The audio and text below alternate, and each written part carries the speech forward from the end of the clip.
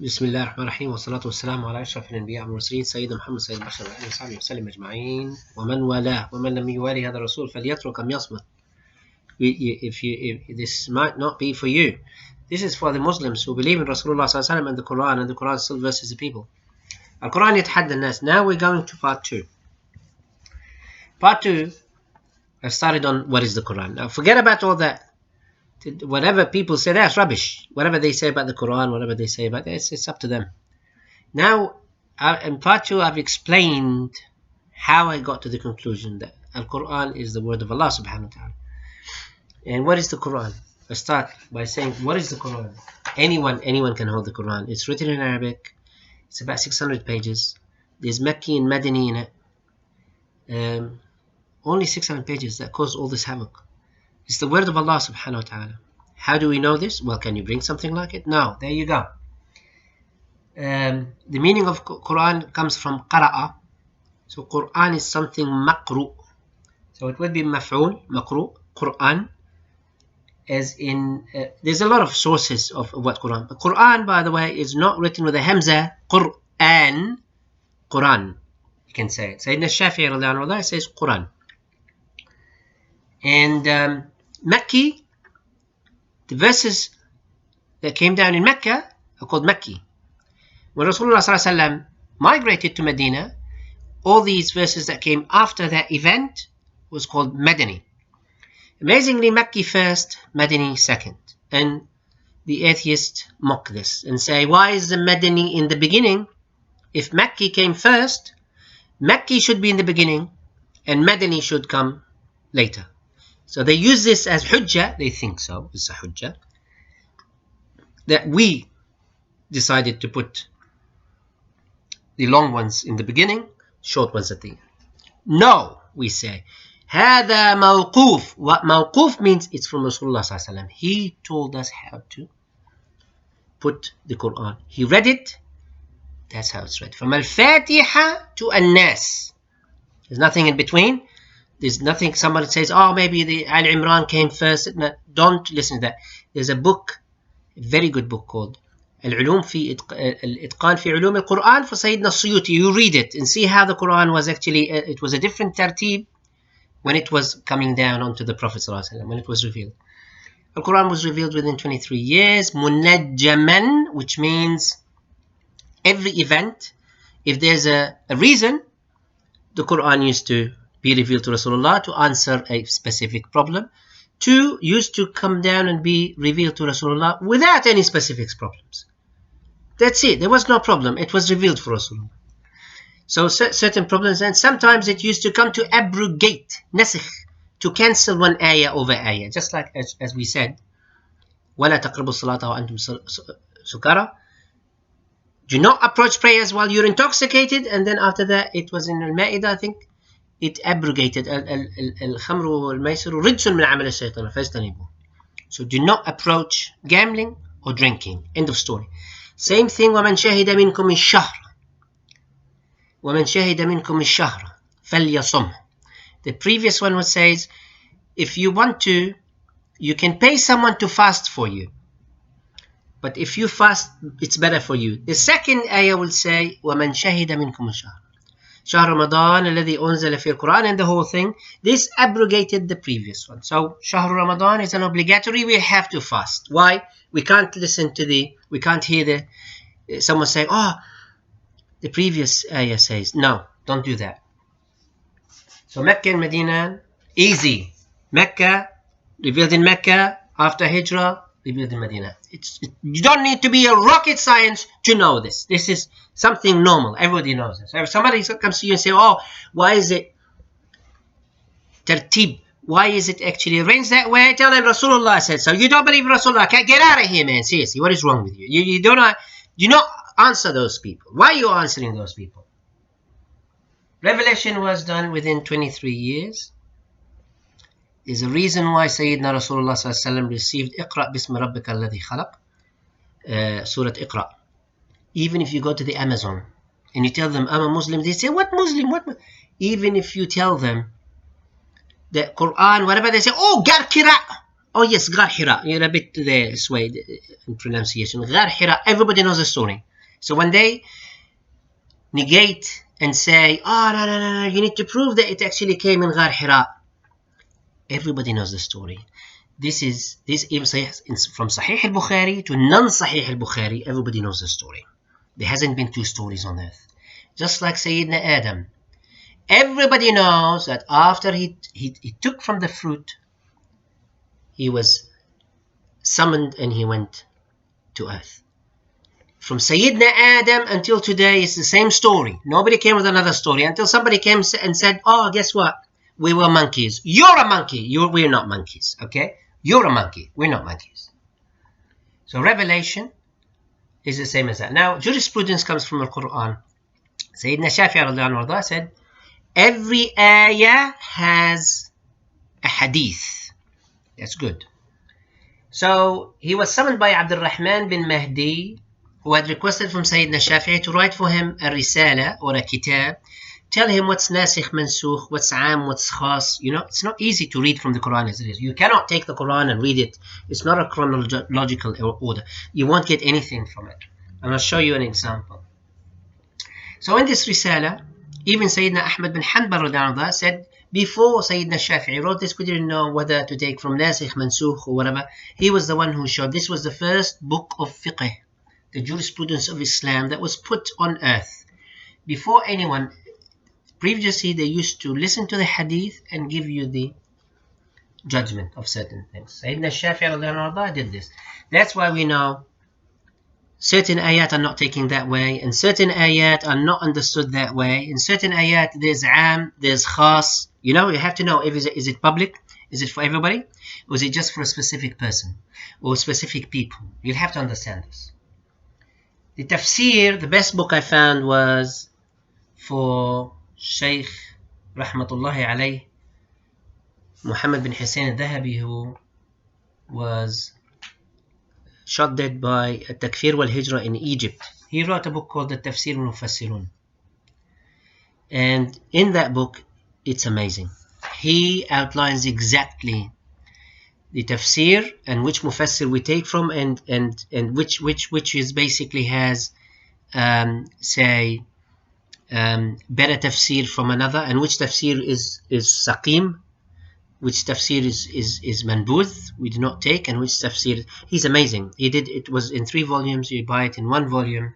Cost me a fortune to bring it here in Australia because I had to buy it all the way from Dar al-Kutub al-Ilmiyya.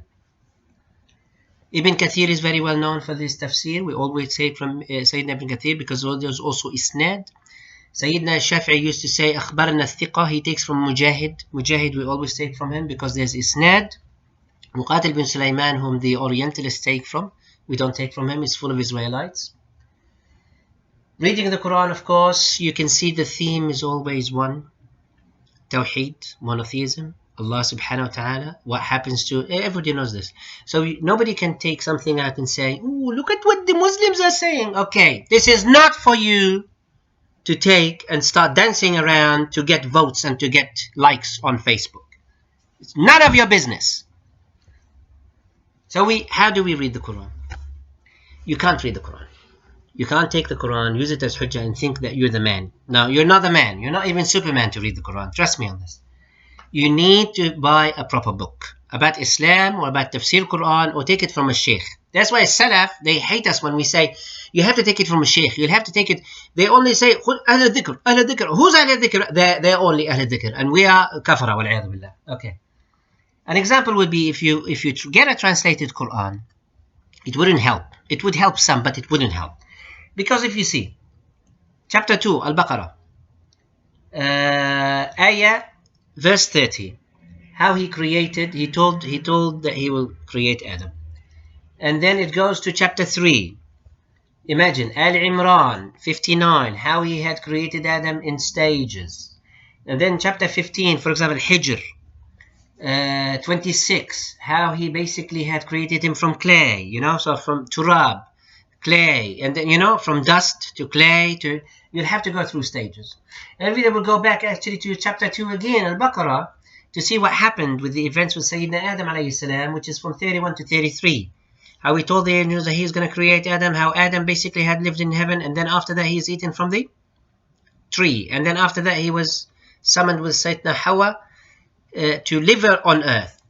So it's not a chronological, it's not like the Bible. You read the Bible, it will tell you who got who and what happened. It's a history book, sort of. Not the Quran. Not the Quran. Rhetoric in Quran is used in rhetoric is balagha. Balagha in the Quran is absolutely high. So if you ask someone against the Quran, he will tell you there is no balagha. If you need to ask some Muslim to tell you that there is balagha, of course. There's iltifat, the changing tenses. Imagine this. It starts from Al-Fatiha, which is amazing. You go from Al-Fatiha and you first read أعوذ بالله من الشيطان الرجيم بسم الله الرحمن الرحيم الحمد لله رب العالمين. Like we thank God, Allah subhanahu wa ta'ala. Ar-Rahman ar-Rahim, the most merciful, most merciful. Maliki Yawmin, the one who owns, basically. He is the owner of today and doomsday. Iyyaka na'budu. There you go. We've changed tenses right away. What did we say? We said to whom we worship you. So we've changed from third to second, tenses. Why? This is called iltifat. Normally also Sayyidina Suyuti said it should actually appear like it is he whom we worship. نعبده instead of إياك. وإياك نستعين ونستعين به. So it have to remain the same, but it didn't. This is a miracle on its own because it is an absolute. This is the smoking gun that this was given to Rasulullah sallallahu alaihi wasallam. He didn't read it from somewhere, and because some people say Al-Fatiha is the Lord's prayers. No, it's not. Lord's prayers is totally different. Lord's prayers is you are praying for Allah subhanahu wa ta'ala, and this it's in John and I think in Matthew and in the Bible, but this is not. Do you know how many times Al-Fatiha is read on daily basis? Let's assume 1.7 billion people on earth, only 4% actually pray. That's 80 million people. Enough. Yeah, 80 million is enough. The rest are all either munafiqeen or sukara in this dunya. They're all intoxicated in this world. They were too busy buying online. So 80 million, the Fatiha is read every rak'ah, say from 12 to 15 times by I made some calculations the other day and I found out about 850 million times a day. Regardless, Al-Fatiha is also read when you start new contracts. Al-Fatiha is read in weddings. Al-Fatiha is read every time a Muslim leaves the house. So you get about 1.5 billion times. Al-Fatiha is read 1.5 billion times a day. That's more than any poetry in this world to be read. 1.5 billion times a day. That's crazy. That's something that's miraculous on its own. And it's the same Al-Fatiha and the same reading. Fatiha is the most read piece of literature on earth. The most read piece of literature. We come across, so the Fatiha proves the Fatiha was given to the Messenger of Allah because of al-iltifat and because of what's in it and its intertwined wordings and the grammar in it. It proves it was given to Rasulullah sallallahu alaihi wasallam. Who gave him al-Fatiha? Fatiha is unique. Sab' al-Mathani. Al-Fatiha was given to Rasulullah by the angel Jibreel alayhi salam. Proof, absolutely. Chapter has two, Rahman and Rahim, from the beginning in the name of Allah, and then Rahman Rahim again. You have Bismillah Rahman Rahim, Alhamdulillah Rabbil Alameen, Ar-Rahman Ar-Rahim, Tawqeed Lafzi. As they say, they said, well, why is it repeated again? Some Orientalists will try and put these questions forward. Gracious, and then it is thanking God again within the same. The king, the owner of judgment. No king on earth have called himself Allah. Allah is the name of Allah on his own. Not even a single king can call himself Allah. Imagine that. The chapter also defines two more religions. Those who went astray and those maghdubi alayhim. So they also there two went astray. So Al-Fatiha basically, not just Al-Fatiha, the monotheism has only one tone to go through. And the two who basically went astray, one is the Christians, the others are Jews who refuse, reject it. So any Orientalist can take Al-Fatiha and say, oh, there you go, you're not accepting that. No, we do accept. We accept that those two religions actually exist. Each to his own. So we have nothing there. It's written Ameen, we say Ameen at the very end, and it's not written. So many miraculous things about Al-Fatiha. The verse is read every time, more than 50 times a day by Muslims. Yes, I came across about 1.5 billion times a day. Imagine that. The law of Allah subhanahu wa ta'ala is the Quran. Just like how Az-Zabur was given to Sayyidina Dawood alayhi salam, the Torah was given to Sayyidina Musa alayhi salam, and the Bible was given to Sayyidina Isa alayhi salam. So the Quran basically is the law of Allah. The final law of Allah. If you want to find, we can't go backwards, so we'll have to stick to the Quran. Al-Hadith, basically, we'll have to understand. There are so many hadiths out there. It's the explanation of the Quran and how we conduct our lives. Al-Hadith is stuck with the Quran. Why? Both were given by the Prophet ﷺ. Even the Quran is Hadith, but the Quran is Quran. From tone and how it sounds like, it's totally different. So if somebody reads a Hadith to you and reads the Quran, you will find the difference right away. Sayyidina Ahmad Shakir, who commented on Sayyidina Ibn Kathir's book called Al-Bahith Al-Hadith, outlines about 75 kinds of hadith. You can read a book. You can get a book for Sayyidina Ibn Hajar Al-Asqalani that we study. That book is a syllabus in Al-Azhar Al-Sharif. It will tell you about 75 to 80 kinds of hadith. There is this Hasan, Sahih, Mu'dil, Mursal, all of these, but it will not make you an expert before you know Ilm al-Rijal. Sayyidina Al-Bukhari radiyallahu anhu has a book called Ilm al-Rijal, At-Tarikh al-Kabir. It tells you the people, the Rawi, the Muhaddith, the one who gave you the hadith. Imagine this. Hadith generated all of this information and jurisprudence. It's a headache. You can spend your life long just learning about al-ahadith or rijal al-ahadith alone. Not just al-hadith, learning about who basically gave us this hadith. Imagine that. There's also Sayyidina Ibn Hajar Al-Asqalani gave us al-jarh wa ta'dil. Jarh wa ta'dil basically is who's worthy of listening to and who's not. That generated all this. None of this is mentioned by the Orientalists or those people who actually insult us and insult the Quran and insult Rasulullah. None. They never go through the proper channels. Unfortunately, that's how it is. So the science of the Quran is huge. Every time you find something new. There are a lot of books out there that tells you about the science of the Quran. A lot of books out there. So I'm not going to go through, because the Quran is linked to a hadith, and everything Rasulullah ﷺ did, we take. At-Tantawi, unfortunately, is a sheikh who wrote a book about Umar bin Khattab wa Ibn Umar. Unfortunately, he says, Sayyidina Abdullah ibn Umar used to follow Rasulullah in everything, even his footsteps. Tantawi says, that would not even add anything on your hasanat. Wouldn't give you a good deed. Why? We follow Rasulullah in everything. I contradicted Tantawi. Anything you do, whether eating, drinking, praying, sleeping, lying down, talking to the people, using Rasulullah ﷺ, his way, you would definitely be on the right path. Tantawi contradicts. Why? Salafi. So, no. It is a calamity if you follow the footsteps of the Prophet. He takes a hadith that's unknown and he gives that. I contradict him. Why?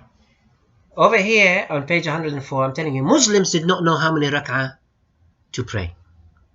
Salah is mentioned in the Quran, but how do we do it? Nobody knows. Rasulullah ﷺ, he showed us how. Same with Ramadan. Same with the month of Ramadan. There's also Taraweeh. It's not mentioned in the Quran. There you go. Punishment. Mentioned in the Quran. How do we do it? Rasulullah showed us. You'll have to understand. This is, and some people Salaf says, no, you do not follow Rasulullah. You do not follow. Why don't we follow Rasulullah? This would not add a hasana on your thing. That's for me, that's rubbish. The shape of the mosque wasn't even used. You know what I mean? how we see it during Rasulullah sallallahu alaihi wasallam. So if we follow Rasulullah, they say bid'ah. The mosque didn't even look like that during Rasulullah sallallahu alaihi wasallam. That's all bid'ah. They don't have bid'ah hasana. They don't understand this. Buying and selling, everything is mentioned in the Quran. Riba is mentioned in the Quran. How do we deal with this? Rasulullah sallallahu alaihi wasallam, he showed us. Offering peace with countries, how to draw treaties, how to, that wasn't وَجْنَحُ لَهُ وَجْنَحُ فِي السِّلْمِ وَجْنَحُ. Peace is written in the Quran, to give them peace and to have peace amongst nations. How do we do it? Rasulullah sallallahu alaihi wasallam showed us. Imagine that. And that's why we have the four schools of thought: Shafi'i, Hanafi, Maliki, Hanbali. Other than that, we do not follow someone because he said haram, kafir, mushrik, ashrakta billah, anta mushrik billah. They always say, anta mushrik billah. Every time we say something, anta mushrik billah, they say. Unfortunately, there's a lot of them here in Australia. Like, if you see also on page 106, a difference between the Malwiya and this mosque in Amman, Jordan. There was no minarets those days. That shows how Muslims developed and became a civilization. Translations of the Quran, unfortunately, there's a lot of translations out there that are wrong, especially the one for Muhammad Asad, where he says, وَالْعِيَاذُ بِاللَّهِ, there's no angels, there's no hellfire, and it is all in the mindset. That's kufr, وَالْعِيَاذُ بِاللَّهِ. I've met a Hindu, an ex-Hindu who became a Muslim, and we were talking about doomsday, and he said we get reincarnated. Reincarnation is when you die poor, for example, you come back to this life as rich. I said, no, there's no reincarnation. This is called tanasukh. We don't have tanasukh.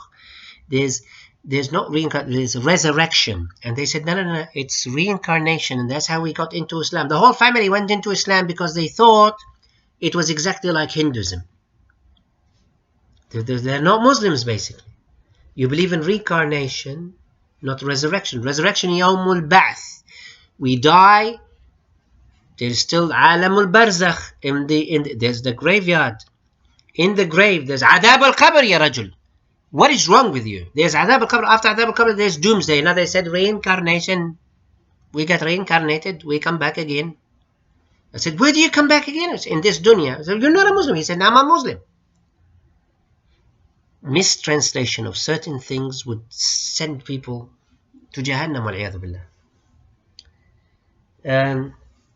Muhammad Hussein al-Dhahabi, who basically was assassinated in 1977 by Takfir wal-Hijra. There's also another Takfir wal-Hijra in Egypt. He wrote a Tafsir Mufassirun. That book is amazing, and he emphasized on if you want to translate the Quran, you'll have to go and learn properly before you translate the Quran. Tried some translations in Maori, but I'm nobody. Ana walad raqi'a. I am nobody. I'm a walad raqi'a, which means I'm a boy, not worth anything. I didn't learn yet, so I've tried some of the translations, some translations in Maori, and it worked a bit. Al-Ahmadiyya is very active in New Zealand. So now a lot of those Maoris are Ahmadiyya, Qadianiyya. Qadianiyya is not Ahlul Sunnah wal Jama'ah, they're not even Muslims. Why? Because they follow a false prophet. They say that their Imam saw qabr Sayyidina Isa alayhi salam. He saw the grave of Sayyidina Isa. He doesn't have a grave, dude. How did he see it? And then he became reincarnated into a messenger. Okay. Good luck with that. There's adab al-qabr, dude. Seriously. Ma huwa rabbuka? What are you going to say? That you're ilah? Wal-'iyadu billah. Man huwa nabiyuka? Dude, he failed the first question. Is he going to pass the second question? Baynak wa bayn Allah. Baynak wa bayn Allah. So lost in translation, a lot of books were mistranslating. Salafis here, New Western Salaf. New Western Salaf, they have two things you have to remember. They always have takfir. They go to Saudi Arabia, learn for free, come back, and then they have takfir for Saudi Arabia. Then they have takfir for us. They have takfir for everybody. They're not happy. They are the least happiest people on earth. They love reading English, Quran in English, and they love reading kill, slay. Every time they translate, slay, kill. There's no kill, there's no slay. Qatiluhum is different from slaying and killing, man. Waqtuluhum haythu darud. Kill them wherever you see them. Kill them. So there's a lot of youth here who are really misled. Really misled. We need help. Where's the help? Tawakkal ala Allah. There's no help here. In points, I've learned also there's a book, a very good book for Tajuddin al-Subki, renowned jurist of Jam' al-Jawami'. If you look at huruf, you'll find even hatta is very different. So hatta or ila is different. You can't say until. Hatta Rasghain. There's some people even say Ibn Rushd in his book, Al-Mujtahid al-Muqtasid, that book, they say even hatta doesn't mean that you have to include your palm. Your wrist. So until is different from hatta. Ila al-layl, until the night. Well, which is night? Which means it says وَأَتِمُّ الصَّوْمَ. So you fast and ila al-layl, which means until night. Well, Maghrib, what about Maghrib? How come we go and break fast in Maghrib? We can use until tonight. So some will go confused. How are you going to translate that? Ila al-layl. How does al-layl start? By Maghrib. There you go. How are you going to translate until and hatta, or until and ila? Lost in translation. This is where people really fall into the problem of translating the Quran, and they think I know how. I was in a mosque and someone was going, wudu is ablution, and they started talking to. I said, Habibi, even if you go to bloody China and you meet a Chinese Muslim, you don't have to say ablution or washing for whatever. Someone says it's called ablution, and someone said it's called the shining, and some. They're showing off. The imams are showing off like they can translate. I said, easy. Just find some Muslim and say, wudu. He will tell you exactly over there. Wudu. Wudu. Wudu. Everybody knows wudu. It's an international word now. Even the non-Muslims, if you tell them wudu, they say, you gotta pray. Yeah, I know that. There you go. They're showing off. People are showing off ala hisab al-Quran. They're showing off on the account of the Quran. And this is wrong. In points, what we see basically, the use of certain words as kill and slay is different. You go to Abdullah Yusuf's translation, it's slay. You go to another one, it's kill. And it's not slay and it's not kill. قاتلوهم is totally different. You'll have to really explain that. And unfortunately, the Friday sermons are becoming ridiculous. People stand there and they say, because they have a mosque, his father has a mosque, and here his mosque, that's his, as in Urdu they say, Masjid Mera Bab Ka Hai. That's my father's mosque. What is it to you? He stands up on the minbar, he gives you a Friday sermon. Wallahi, it doesn't sound like Friday sermon. Where's the as-sad'a? In Lugha al-Arabiya, as-sad'a. We say there's an echo in the Arabic language that you cannot resemble and bring something like it in another language.